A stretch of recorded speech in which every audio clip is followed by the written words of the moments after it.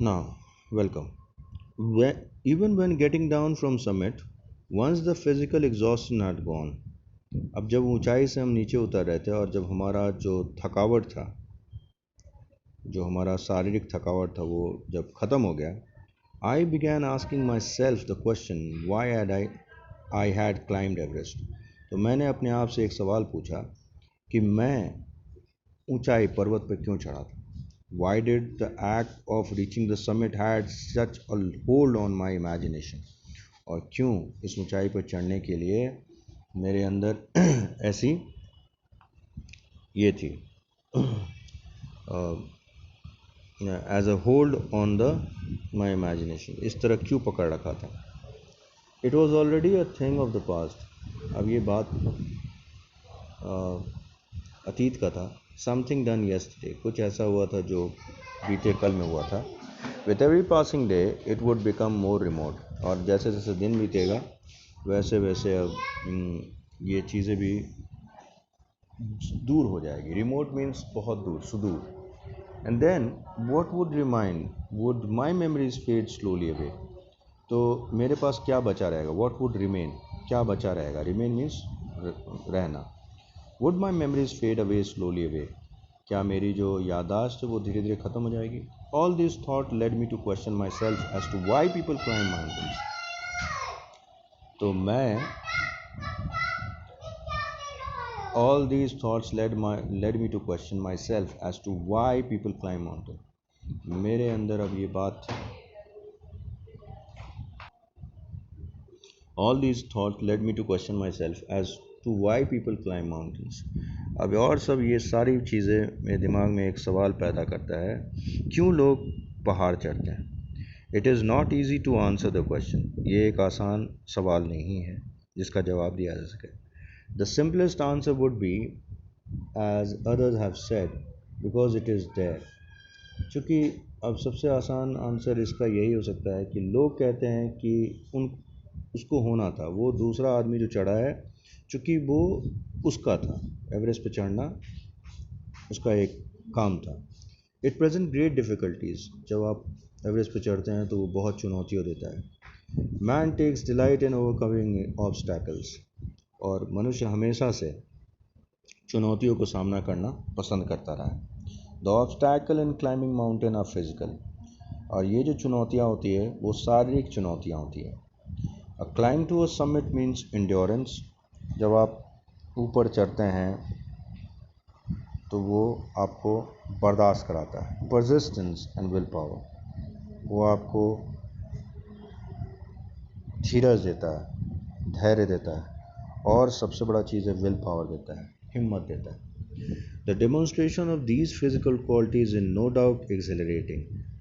कहता है और जो डेमोन्स्ट्रेशन मतलब जो दिखता है इस पूरे शारीरिक पराक्रम का, वो बहुत ही एक्साइटिंग होता है. जब कोई मनुष्य ऊपर हाइट पे चढ़ता है और ऊंचाई पे चढ़ता है तो जो उसका ये क्षमता जो दिखता है, जो धीरज दिखती है, जो पराक्रम दिखता है, वो बहुत ही अच्छा होता है.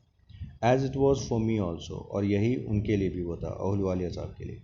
आई have more personal answer to the question. कहता है कि मेरे पास I have more personal answer to the question. अगर मैं इस प्रश्न का उत्तर दूँ तो मेरे पास अपने कुछ व्यक्तिगत जवाब है. From my childhood I had been attracted by mountains. बचपन से ही मैं पहाड़ियों की तरफ बहुत खिंचा जाता था. I had been miserable lost when far away from mountains. और जब मैं पहाड़ से दूर होता तो ऐसा लगता है कि मैं खो गया हूँ और मैं दुखी हो जाता. In the plains mountains are nature at its best. अगर मैं तराई में होता या प्लेन्स पे होता तो ऐसा लगता मैं खो गया हूँ और दुखी हो जाता. ए चालू वाले के हिसाब से mountains are nature at its best. उनका मानना था कि जो पहाड़ी होती हैं वो नेचर की यानी प्रकृति की सबसे खूबसूरत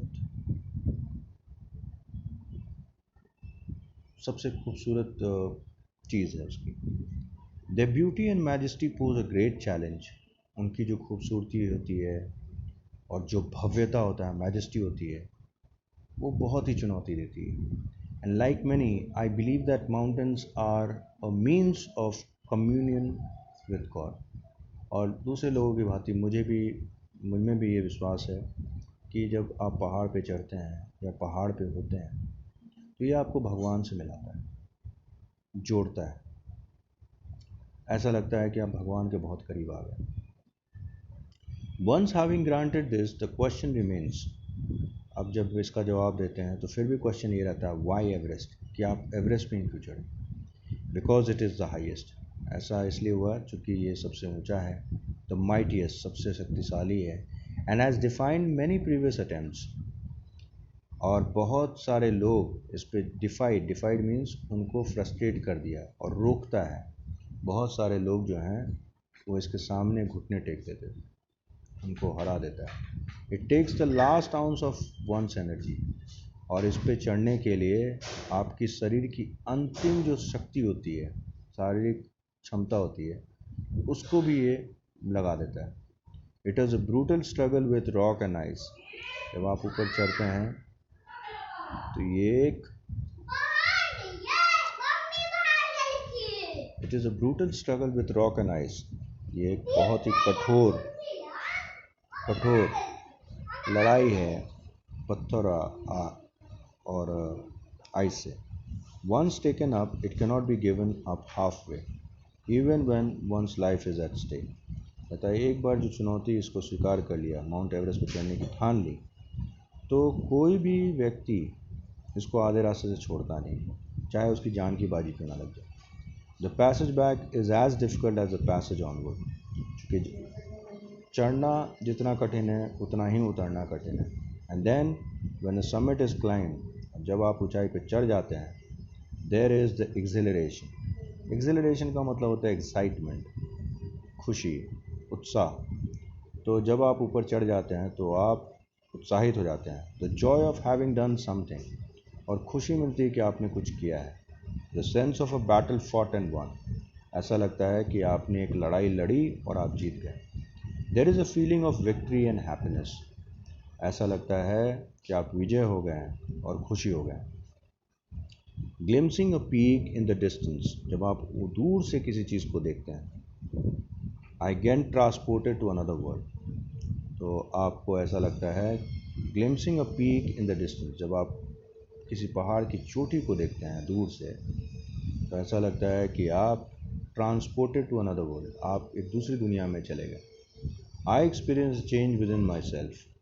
कहता है, मैंने एक अपने अंदर ही एक परिवर्तन देखा है, which can only be called mystical. और इसको आप स्पिरिचुअल कह सकते हैं. स्पिरिचुअल मीन्स जो स्पिरिचुअल कहते हैं जो भावनात्मक परिवर्तन, जो आंतरिक परिवर्तन, वो मेरे में हुआ है. बस आज के लिए इतना ही. For today this is it, and will be studying the rest, the second part, the second session. I will do it tomorrow. Thank you. Have a wonderful day.